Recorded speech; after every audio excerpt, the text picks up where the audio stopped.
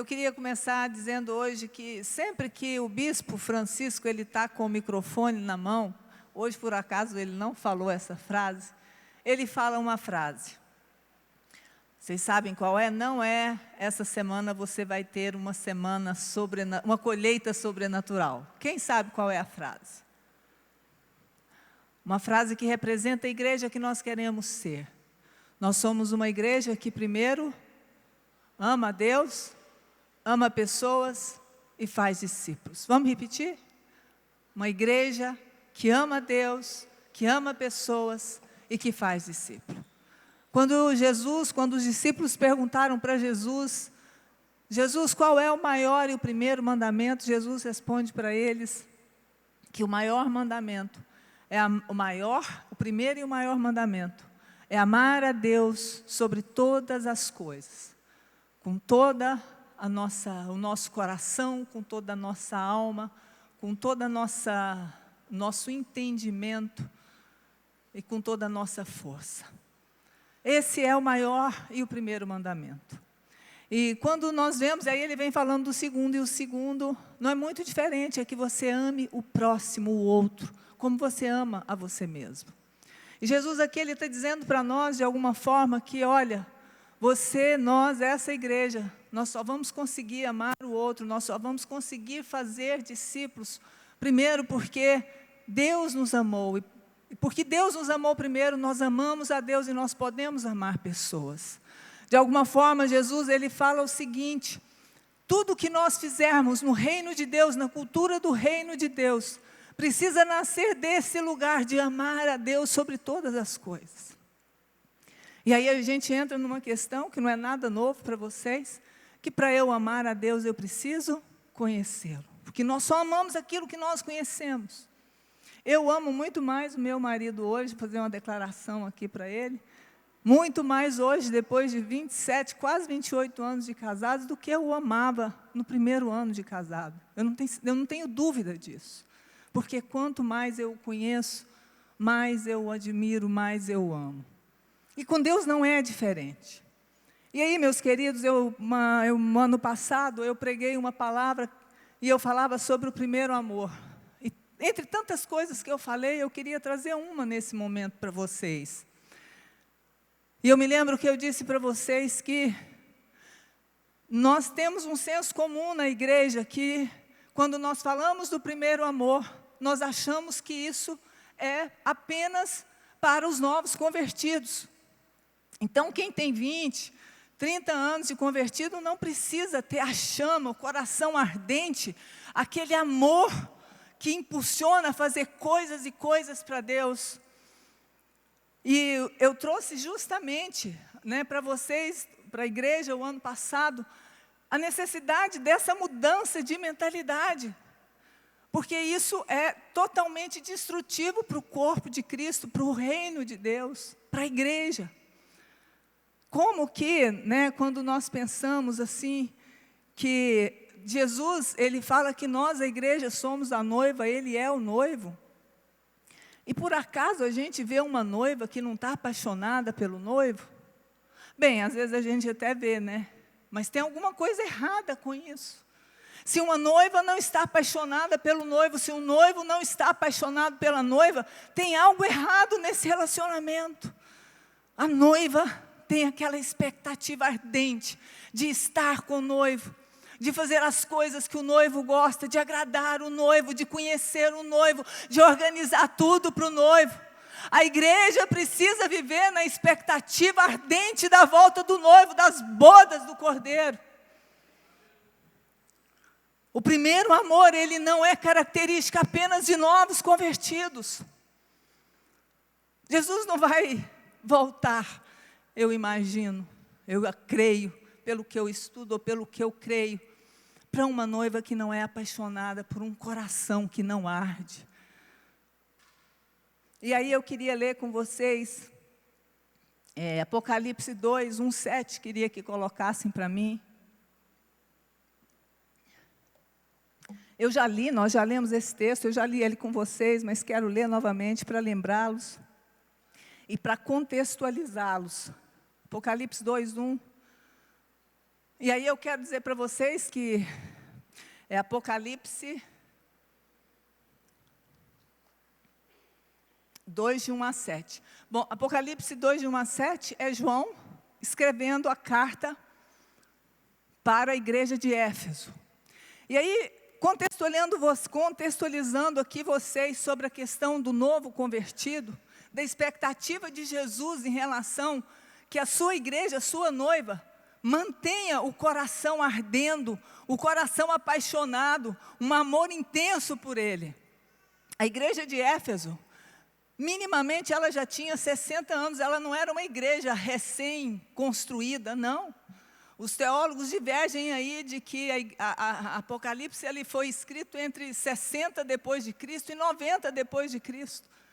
Então, a igreja de Éfeso era uma igreja já antiga, de mais de 60 anos. E olha o que Jesus diz para essa igreja. Ele vem e diz, ao anjo da igreja em Éfeso, escreva, estas coisas diz, aquele que conserva na mão direita as 7 estrelas e que anda no meio dos 7 candelabros de ouro. A gente vê que esse, a quem se refere, ele é Jesus que está dizendo. Jesus está dizendo para Éfeso, 2. Conheço as obras que você realiza, igreja, tanto o seu esforço como a sua perseverança. Jesus aqui está elogiando a igreja de Éfeso.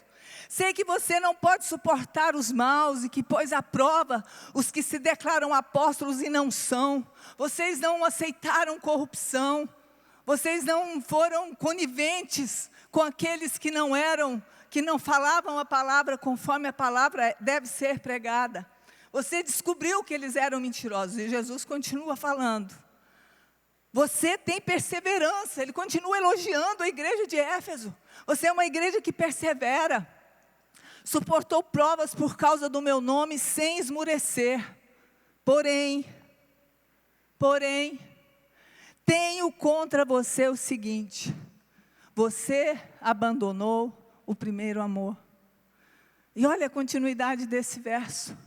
Ele vem dizendo assim: lembre-se, pois, de onde você caiu, arrependa-se e volte à prática das primeiras obras. E o que mais me choca nesse versículo é que ele diz assim: se você não se arrepender, eu virei até você e tirarei o seu candelabro do lugar. Eu tirarei o candelabro, candelabro aqui nesse contexto significa a igreja. Tem uma outra versão que diz, se você não se arrepender e não voltar às práticas das boas obras, das primeiras obras, de que o primeiro amor, a paixão por mim realiza, eu virei e extinguirei a igreja deste lugar. Imagina, se nós recebemos essa profecia, Sara Recreio, você é fantástica, você suportou muitas provações, você é perseverante, através de você vidas e vidas foram salvas, você faz um trabalho excelente, porém, eu tenho contra você, que você abandonou o primeiro amor, e por causa disso, se você não se arrepender, eu vou fechar essa igreja. É como se Jesus dissesse, olha, a igreja ela é construída em cima de um fundamento. E o fundamento é amar a Deus em primeiro lugar. É viver igreja com um coração apaixonado, queimando constantemente, até que Ele venha. Para Jesus é tão relevante o primeiro amor, é tão importante o primeiro amor, que até os frutos de uma igreja que não se constrói em cima desse amor, não são relevantes para eles. Vocês estão me entendendo? Uma igreja onde o primeiro amor, o amar a Deus, não flui, não acontece. É como se Jesus dissesse assim, nesse lugar eu não vou estar. E quando Jesus não está, a igreja não cresce. Então, meus queridos, o nosso desafio como igreja, o meu desafio, o seu desafio, o nosso desafio como igreja é viver uma vida cheia de paixão, de entusiasmo, de amor por Jesus, até que Ele venha, é fazer todas as coisas que nós temos que fazer, baseados no amar a Deus em primeiro lugar. Esse é o nosso desafio. E mais do que o nosso desafio, olha para mim, esse precisa ser o desejo do nosso coração. E como o bispo Francisco fala sempre, não é o verbo precisar, isso precisa ser orgânico, natural, isso precisa fluir de nós. Amar a Deus, um coração ardente. Quando eu me converti, eu fazia faculdade, e eu tinha muita vontade de largar a faculdade para ficar na igreja o dia inteiro. Esse era o meu desejo, eu queria estar onde estava a igreja, eu queria estar onde tinha presença, eu queria estar nas reuniões de oração, eu queria estar nas vigílias. Eu fazia o inimaginável para estar naquele lugar, um coração apaixonado, um coração ardente, desejoso de estar com o noivo.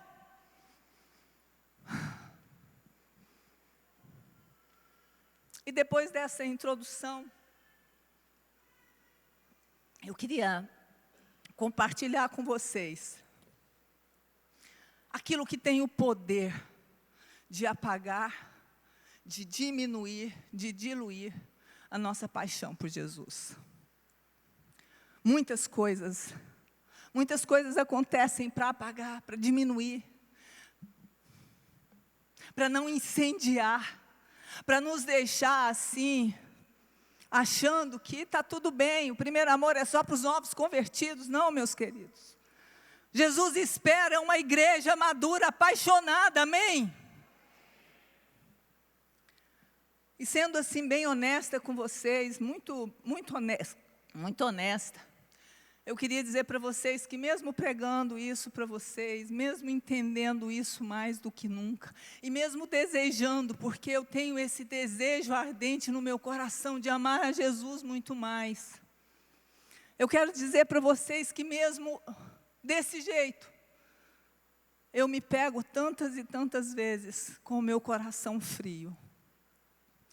Eu me pego com o meu coração que deveria estar ardendo, pegando fogo, desejoso de fazer muito mais por Deus, de estar muito mais com Deus, de agradar muito mais o meu noivo. Mas eu me pego com o coração muitas vezes frio, distante, apático, cansado, distraído. E eu imagino que não seja diferente com vocês, infelizmente. Eu imagino que todos nós, de alguma forma, temos dificuldade em manter um nível de paixão por Jesus, sempre no alto, constante, uma labareda enorme. Cantares 8, 6, 7 diz: põe-me como selo em seu coração. É a esposa dizendo, é a noiva dizendo para o noivo: põe-me como selo em teu coração, põe-me como selo em teu braço, porque o amor é mais forte do que a morte. As chamas do amor são chamas de fogo e são labaredas enormes, e nem as muitas águas podem apagá-lo, e nem os rios podem afogá-lo. Esse tem sido o meu versículo desse ano. Senhor, põe-me como selo em teu coração, pertinho do teu coração, pertinho do Senhor, não me deixa fazer nada que seja fora disso. Põe-me como selo. Aumenta o meu amor para que seja como uma labareda enorme, que nada vai poder apagar, as muitas águas, as notícias ruins, as decepções, os medos, nada vai poder apagar. Mas muitas vezes eu ainda me pego com o meu coração vacilante. E eu queria compartilhar com vocês 3 pontos, se der tempo. 3 situações que nos afastam, que diluem, que apagam, que minimizam o nosso amor por Jesus. Primeiro, fala comigo assim: oração não respondida. Demora na resposta de Deus. Tem alguém aí? Como é que é, gente? Demora na resposta de Deus. Os nãos de Deus. Oração não respondida, demoras na resposta de Deus, os nãos de Deus, tem uma capacidade enorme de apagar as nossas labaredas de fogo, a nossa paixão por Jesus. Provérbios 13:12 fala que a esperança adiada, ela adoece o coração. E como que a gente faz para não ser adoecido, para não ser roubado, para não roubar o nosso amor diante dessas circunstâncias? Porque elas existem. Nós vamos morrer, nós vamos passar aqui 100 anos, 90 anos, e nós vamos ter orações não respondidas, vamos ter os nãos de Deus. E como é que nós vamos lidar com isso, a ponto de não deixar isso manter o nosso coração frio, esfriar o nosso coração, a nossa paixão por Jesus? Então, meus queridos, nós pensamos que quando essas situações acontecem, tem algo que é gerado em nós, que é a incredulidade. Quando Deus demora a responder, quando Deus diz não para nós em alguma coisa, quando a demora de Deus vem, a incredulidade começa a brotar no nosso coração, e a incredulidade é um inimigo para florescer o amor por Jesus. E nós precisamos então nos posicionar, nós precisamos então aprender a nos posicionar diante dessas situações, já que elas acontecerão e nós sabemos que elas acontecerão. E uma das coisas que nós precisamos nos posicionar são nos fundamentos da palavra. O fundamento de que Deus é fiel, o fundamento de que Deus é poderoso, de que Deus é grandioso, de que Deus pode fazer todas as coisas, de que Deus é bom, de que Deus é confiável, de que Deus é majestoso, de que Ele quer o melhor para nós, de que Ele trabalha para que nós tenhamos e vivamos na sua boa, perfeita e agradável vontade. Confiar. Como disse o pastor Erle, a semana passada ele pregou, nós precisamos nos posicionar numa fé radical diante das circunstâncias. Se acontecem ou se não acontecem, fé radical, eu creio, a despeito de tudo e de todos, eu creio. Eu creio. Se Deus não fizer, eu creio. Salmo 115:3 diz que Deus está nos céus fazendo o que lhe apraz. Deus está controlando tudo, Deus está cuidando de tudo, Deus está trabalhando para que o plano dele de redenção da humanidade se cumpra, e Ele vai usar todas as situações para isso. Nós cantamos parte aqui hoje, Romanos 11. Como eu amo aquele versículo. Paulo diz: ó profundidade da riqueza, tanto da sabedoria quanto do conhecimento do Senhor. Quão insondáveis são os teus juízos, quão inexplicáveis são os teus caminhos. Quem, pois, conheceu a mente do Senhor? Quem foi o seu conselheiro? Quem deu a ele alguma coisa primeiro para que pudesse ser restituído? Porque dele, por meio dele e para ele são todas as coisas. São todas as coisas. É dele, é para ele. Confiança nesse Deus. Eu falei para vocês de posicionamento, reposicionar a nossa fé diante desses momentos, para poder guardar o nosso coração, para guardar o nosso amor por Jesus. E uma outra coisa, meus queridos, é que nós precisamos entender que tem promessas na palavra de Deus que só vão se cumprir na volta do Senhor Jesus. Muitas vezes a gente pega promessas na Bíblia, porque ou a gente não lê, ou a gente é ensinado errado, a gente pega promessas que vão se cumprir na volta de Jesus e pensa que é para hoje. E nós vivemos então com expectativas erradas. Nós precisamos alinhar a nossa expectativa sobre quem é Deus, sobre quem somos nós, sobre o plano completo de Deus. Tem promessas que não vão se cumprir hoje. Efésios 1:10 diz que nós, antes de falar sobre Efésios, nós vivemos esse tempo hoje, essa era, acreditando muitas vezes que nós teremos a plenitude dos tempos aqui. Deixa eu dizer para vocês, não. Nessa era que nós vivemos, nós não teremos plenitude completa. Não sei nem se existe plenitude completa, né? Porque plenitude já é completude. Nessa era que nós vivemos aqui, nós temos o gotejar da presença de Deus, daquilo que tem no céu. Nós temos chuvas sobre nós, mas nós não temos a plenitude. Efésios 1:10 diz que quando o Senhor Jesus voltar, Ele vai convergir nele céus e terra. Não vai haver mais natural e sobrenatural, vai ser tudo uma coisa só, vai ser como no Éden, onde o homem habitava com Deus e Deus habitava com o homem. A plenitude dos tempos é isso, e nós não viveremos isso hoje, agora, nessa era. Nós só viveremos isso quando o Senhor Jesus voltar. Quando Ele convergir nele, todas as coisas, Efésios 1:10 diz. A promessa de que Deus enxugará dos olhos toda lágrima, que nós não teremos mais choro, nós não teremos mais dor, não teremos mais morte. É só na segunda volta de Jesus, não é para hoje. Para essa ordem, para esse tempo, nós teremos sim, meus queridos, dor, morte, choro. E eu não estou dizendo isso para vocês, para pesar sobre vocês, mas é para se posicionarem. A igreja precisa se posicionar, saber o que a espera, para alinhar a expectativa com a expectativa de Deus, com o que Deus nos promete.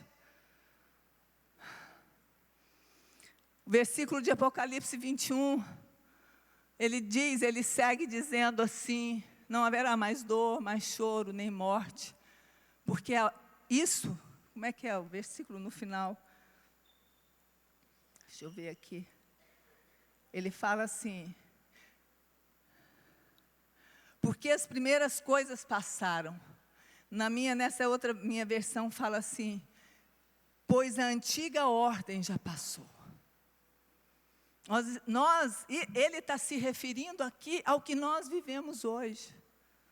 Então, meus queridos, quando eu falo para vocês que nós precisamos, primeiro, entender que nós teremos sim essas dificuldades, e que essas dificuldades de respostas, de orações não respondidas, da demora de Deus em responder, do não de Deus em responder, tudo isso tem o poder de minar o nosso amor por Jesus, de enfraquecer a nossa fé, de gerar a incredulidade. Mas quando nós nos posicionamos, sabendo o que esperar de Deus e de quem Ele é, nós olhamos para tudo isso e falamos assim: Senhor, mesmo assim eu confio no Senhor, mesmo assim eu vou seguir te amando, mesmo assim, Senhor, oh Deus, eu quero seguir com meu coração apaixonado, eu sei o que eu tenho que me proteger. Amém?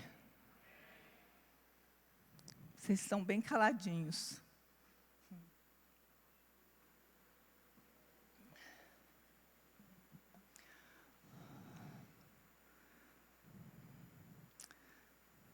Amém, Espírito Santo. Oh, Espírito Santo, em nome de Jesus, ministra os nossos corações nessa noite. Senhor, oh Deus, que o Senhor traga uma revelação para nós, Pai.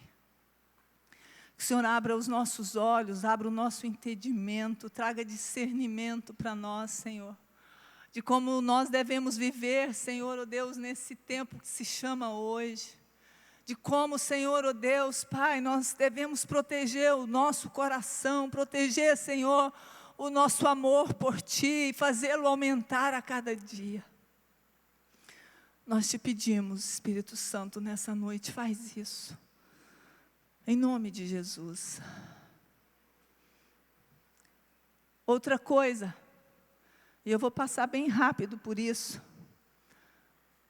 Outra coisa que faz o nosso coração esfriar, outra coisa que faz o nosso coração, o nosso amor por Jesus se apagar muitas vezes, são os ídolos. Lá em Josué, vamos ler lá, Josué 24, 23. Josué 24, 23 diz que Josué diz para o povo de Israel, lançai, é na versão King James atualizada.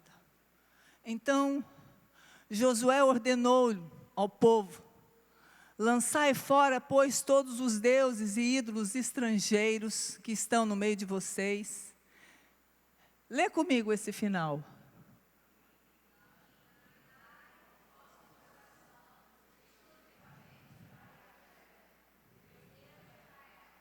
Inclinai o vosso coração o quê? 50%? 10%? 100%. Inclinai o vosso coração 100%. Deus não quer metade da nossa devoção. Deus quer 100% do nosso coração. Amarás o Senhor teu Deus com todo o seu coração, com toda a sua alma, com todo o seu entendimento, com toda a sua força, em primeiro lugar. Deus não quer dividir o nosso coração com ídolos. E aqui, meus queridos, eu quero dizer que ídolo é tudo aquilo que compete em nosso coração por Deus. É tudo aquilo que rouba o que seria de Deus. É tudo aquilo que rouba o primeiro lugar que é de Deus. E a questão é que o bispo falou hoje sobre dinheiro. O dinheiro depende, né? Ele pode ser bênção ou maldição. Porque os ídolos, muitas vezes as bênçãos, elas se tornam ídolos. O senhor concorda, bispo? Muitas vezes as bênçãos se tornam ídolos. Ocupam espaço no nosso coração que é de Deus. Ocupam o nosso tempo, a nossa energia, os nossos pensamentos, os nossos desejos. Aquilo que devíamos dar a Deus, nós ficamos envolvidos com as bênçãos que o Senhor nos dá. Que pode ser trabalho, que pode ser dinheiro, que pode ser sucesso, que pode ser filho. Os ídolos, a questão é que muitas vezes, nós pensando que são bênçãos, os ídolos eles vão ocupando cada vez mais espaço dentro de nós. E vão roubando a nossa paixão por Jesus, o nosso amor por Jesus. E aqui fica para você pensar, para você refletir, avaliar, orar, pedir o Espírito Santo para trazer luz às suas trevas. Eu oro assim, Davi orava assim, Senhor, traz luz às minhas trevas, aquilo que eu não vejo, ilumina os olhos do meu coração, ilumina os olhos do meu entendimento, para que eu veja aquilo que eu não estou enxergando e que me separa do Senhor. Ídolo é tudo aquilo, querido, que nós não abrimos mão por Deus. Eu não abro mão disso por Deus. Mas eu abro mão de Deus por isso. Entenderam? Eu não abro mão disso por Deus. Mas eu abro mão de Deus por isso. Eu vou trabalhar um pouco mais. Eu vou ficar um pouco mais. Eu abro mão de estar na presença. Eu abro mão de estar na igreja. Eu abro mão de fazer a obra de Deus. Por quê? Porque eu estou trabalhando muito mais, envolvido com as bênçãos. Eu não estou dizendo que tem problema em trabalhar, de jeito nenhum, eu trabalho bastante. Mas o que? O que tem roubado o espaço no seu coração que é de Deus? O que tem roubado espaço, energia, pensamento, devoção, amor, entrega, sacrifício?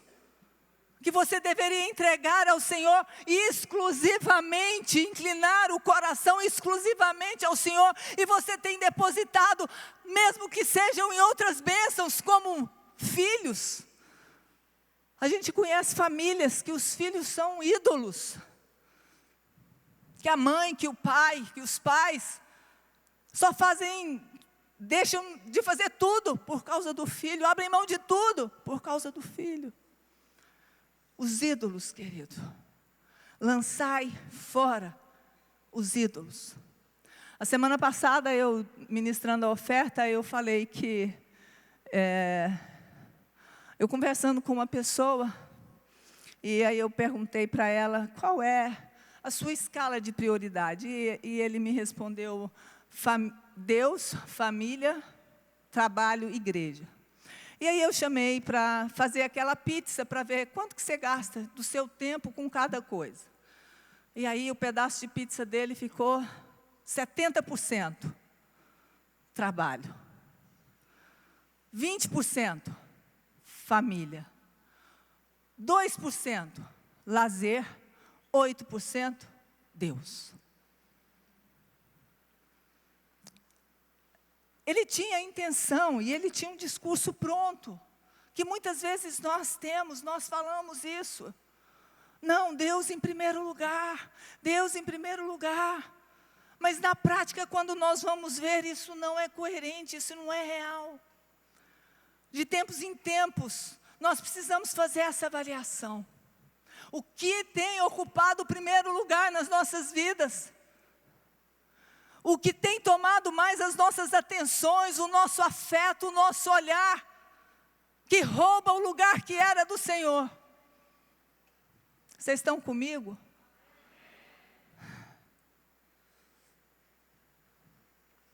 Terceiro e último ponto.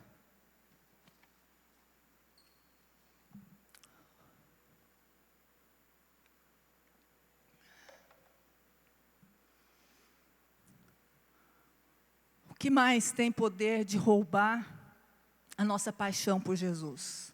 O nosso amor por Jesus? Vocês estão sentados?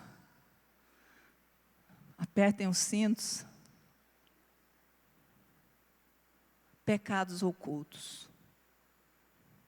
E quando eu falo de pecados ocultos, eu estou dizendo, esqueci a palavra, repetitiva. Ocultos para os outros. Ocultos aos olhos alheios.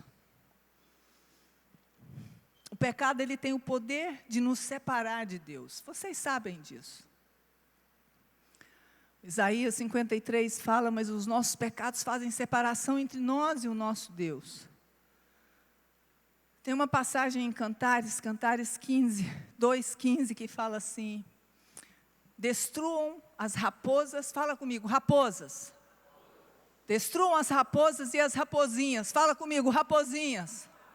Raposas e raposinhas que destroem o vinhedo. E a vinha, ela está florescendo. Todas as vezes que você lê vinha na Bíblia, você pode colocar a igreja no lugar. A igreja está florescendo. E aqui eu quero trazer para vocês raposas e raposinhas. Nós muitas vezes estamos atentos às raposas, aos animais grandes, talvez aos ídolos, né, como eu falei anteriormente, que são mais fáceis de serem identificados. Mas as raposinhas, muitas vezes nós fechamos os nossos olhos e nós olhamos para as raposinhas achando que elas são inofensivas, que elas não oferecem ameaça para nós. Queridos, as raposinhas, os pecados ocultos. E principalmente porque quando nós não olhamos para esses pecados, vendo que eles são tão poderosos para nos destruir, nós não nos posicionamos diante deles, nós os acalentamos, nós deixamos para lá. E entre esses pecados ocultos, eu queria falar para vocês sobre orgulho, vaidade, narcisismo. O orgulhoso, o narcisista, o vaidoso, ele se protege. O orgulho é uma capa de proteção. É uma proteção para ele não ser rejeitado. O orgulhoso normalmente tem medo de ser rejeitado, de não ser aceito. E aí ele não se expõe. E porque ele não se expõe, ele não pode ser transformado, mudado. E isso vai roubando, distanciando, apagando o nosso amor pelo noivo. Porque nós vamos ficando isolados nos nossos próprias feridas, nas nossas próprias dores, nos nossos próprios pensamentos. O orgulhoso, o narcisista, ele acha que é tudo problema do outro, que é o outro que erra sempre. E o pior do orgulho e do narcisismo e da vaidade, é que ele nos impede de aprender sobre Jesus. Ele nos impede de aprender a ser manso e humilde, como Jesus fala, lá em Mateus 11, ele fala: aprendei de mim que sou manso e humilde. O orgulhoso, o narcisista, ele fecha a porta para aprender sobre isso, sobre ser parecido com Jesus. E como eu comecei dizendo, eu vou amando mais o Senhor à medida que eu vou conhecendo, e eu vou me tornando parecida com Ele. O amor cresce nesse ambiente. A minha oração para essa noite, meus queridos, meu desejo não é de acusação, não. O meu desejo é que paire aqui um ambiente de arrependimento, de libertação. Um ambiente em que a luz venha e as trevas saem. Um ambiente em que os olhos do nosso coração são iluminados. E nós podemos servir a Deus com amor, devoção e alegria, porque esses sentimentos, eles tumultuam a gente internamente.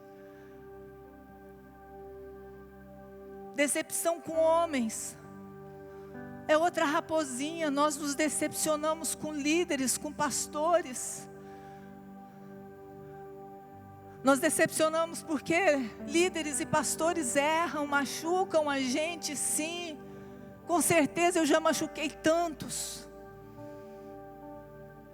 Decepção tem o poder de apagar a chama do amor.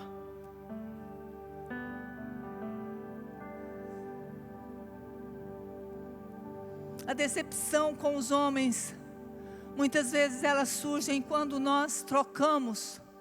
Jeremias diz assim: porque o meu povo fez duas maldades. A mim me deixaram um manancial de águas vivas e cavaram cisternas rotas que não retêm água. Nós nos decepcionamos com os homens quando nós trocamos a nossa fonte.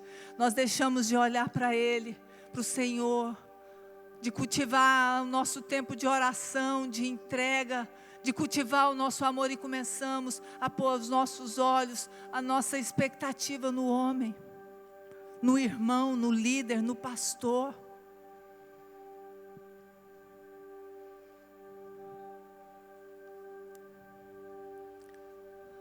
Uma outra raposinha, meus queridos: ofensas, feridas, injustiças, amarguras.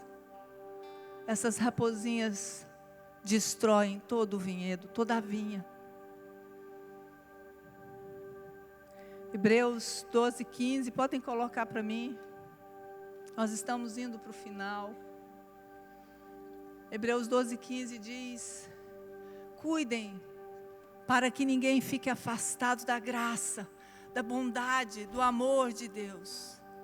E que nenhuma raiz de amargura, de ressentimento, brotando, cause perturbação. E por meio delas muitos sejam contaminados. Ressentimento, amargura. Deixa eu dizer uma coisa para você. Jesus diz assim, Ele diz assim: ai do mundo por causa das ofensas, porque é inevitável que elas existam. Deixa eu dizer para você, o mundo não existe sem ofensa. E se nós estamos no mundo, eu vou te dar uma má notícia: você será ofendido. E você vai ofender, com certeza, em algum momento ou outro você também vai ofender alguém. O ponto é como nós vamos lidar com as ofensas. É o quanto nós vamos nos paralisar por causa das ofensas.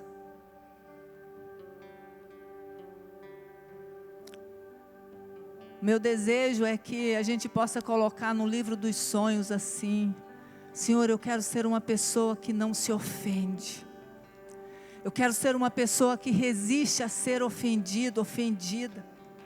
Eu quero ser uma pessoa que faz pouco caso de ofensas. Eu quero ser esse tipo de pessoa. que as ofensas não têm o poder de me paralisar, que as ofensas não vão ter o poder de esfriar o meu amor por Jesus. Meus queridos, ao sermos ofendidos, nós temos a opção de deixar a raiz da amargura adoecer nosso coração, apagar o nosso amor por Jesus, esfriar o nosso relacionamento com Ele. Ou nós temos a oportunidade de obedecer Jesus quando Ele diz: quando você for ofendido, você deve perdoar 70 vezes 7 no mesmo dia. Ou seja, todas as vezes que formos ofendidos, o caminho de libertação para nós continua sendo o perdão. Mentalidade é uma mentalidade do reino dos céus. Olhar, saber que eu vou ser ofendida, mas que eu vou dar conta de resolver isso pela graça de Deus na minha vida. Eu queria que você ficasse de pé.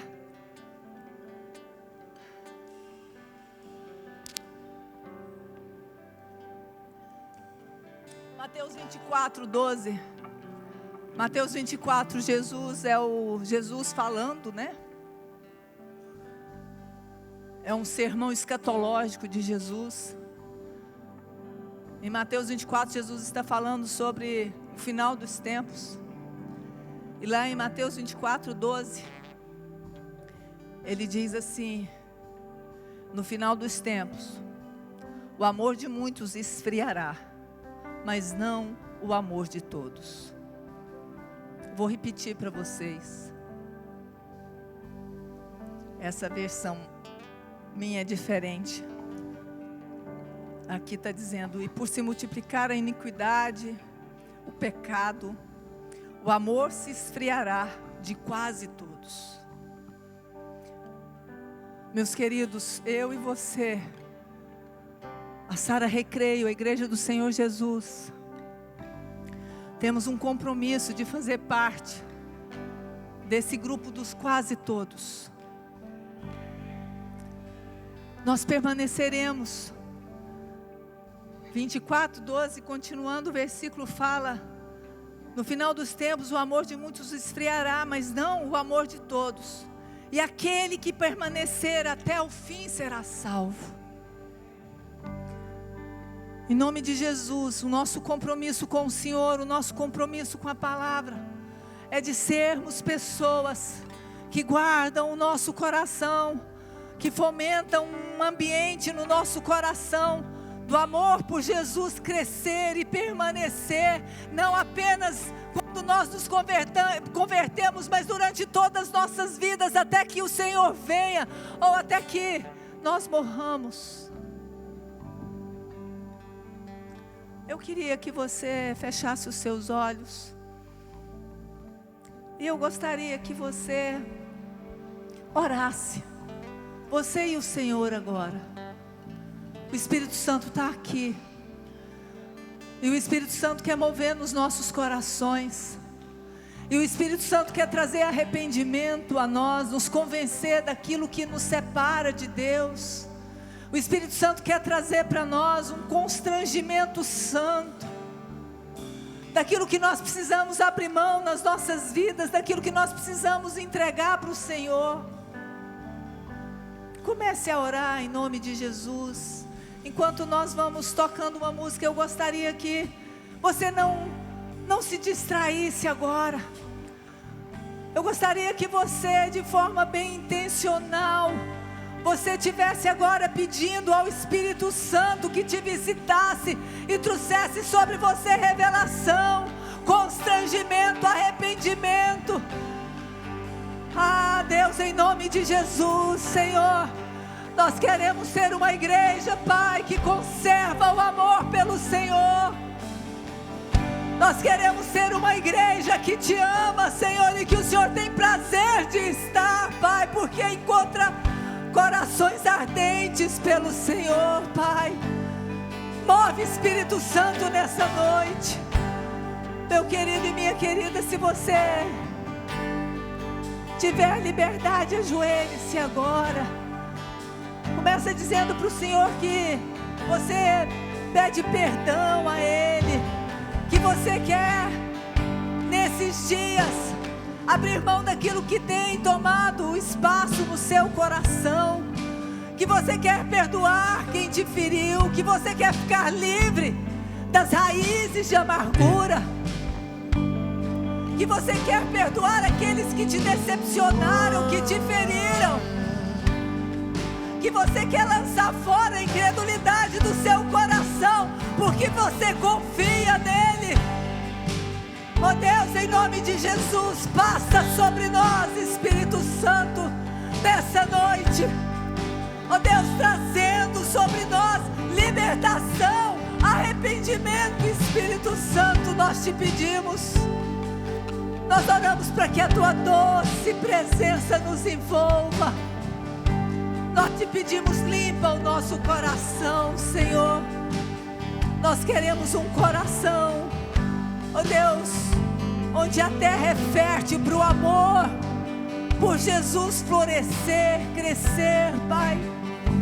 Faz isso nesses dias, nós te pedimos em o nome de Jesus. Abre os meus ouvidos, eu quero ouvir.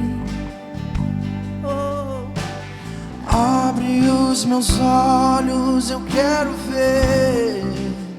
Abre, Senhor. Abre os nossos meu corações. Coração, quero sentir teu Se grande você amor. já orou, comece a cantar essa música, declarar essa música. Teu grande amor. Oh Deus, quero me apaixonar. ouve o clamor da Sara Recreio nessa noite, Senhor. Quero me desistir outra vez. Quero perder o sono outra vez, queimando de amor por ti. Eu quero me apaixonar outra vez. Quero me dizer, ouve o nosso clamor outra nessa noite, vez. Senhor. Quero perder o sono.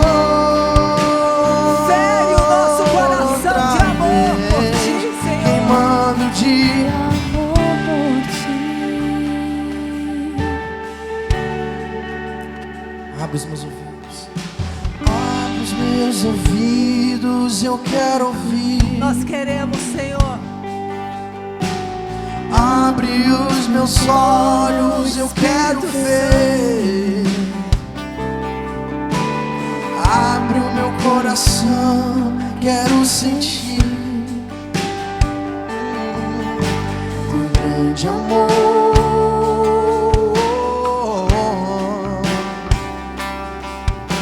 Teu grande amor. Canta com a gente, canta com a gente. Eu quero me apaixonar.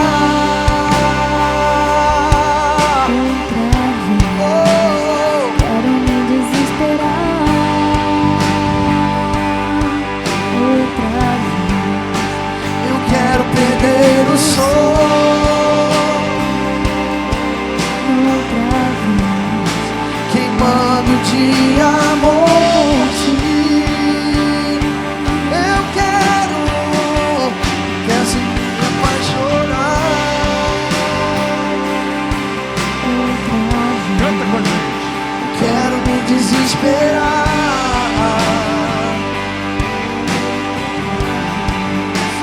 Quero perder o sono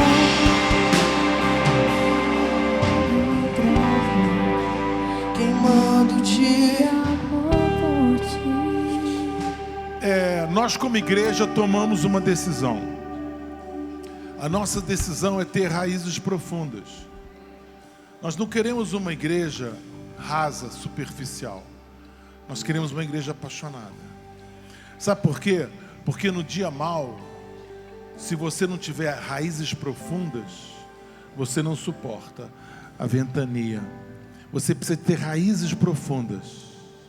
E essa igreja decidiu que nós vamos estar cada vez mais apaixonados por Ele. É uma decisão. É uma decisão. E é melhor que uma decisão que a gente não vai tomar no domingo. Vamos ser apaixonados na segunda, na terça, na quarta, na quinta, na sexta, no sábado, no domingo. Apaixonados por Ele, apaixonados. Tirando tudo, todos os nossos ídolos, todas as nossas idolatrias. Dando cada vez mais, buscando cada vez mais a sua presença. Eu sei que tem gente que está chegando na igreja agora, mas eu quero dizer para você, vem para essa aventura. Vem surfar essas altas ondas. Não existe coisa melhor do que conhecer o nosso Deus em profundidade. É o melhor convite que alguém pode dar para você. Venha conhecer a Deus em profundidade. Posso orar com você? Posso orar? Terça-feira nós vamos ter aqui um pastor pregando. Quem é? É o Gadelha que vai estar pregando terça-feira?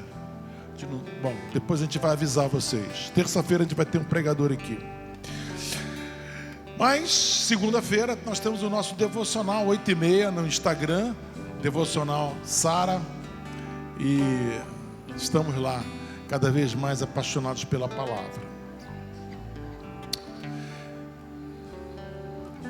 Que a graça do nosso Senhor e Salvador Jesus Cristo, graça, o amor de Deus Pai, amor de Deus Pai, a unção e consolação do Espírito Santo, seja sobre cada um de vós. Essa semana, você vai ter uma semana com muita paz no coração. Paz é importante. Paz com Deus, paz de Deus e paz com os homens. Paz. Essa semana, você está invisível aos teus inimigos. Invisível. Por quê? Porque você está coberto pelo sangue de Jesus. Essa igreja ora pela sua vida, ora pelo seu trabalho, ora pela sua família. Essa semana, porque você tem semeado na presença do Senhor, Ele vai te dar uma colheita. Como é que vai ser a sua colheita? Eu te abençoo. Você que está em casa, eu te abençoo. Você, sua família, seu trabalho, em nome de Jesus. Amém e amém.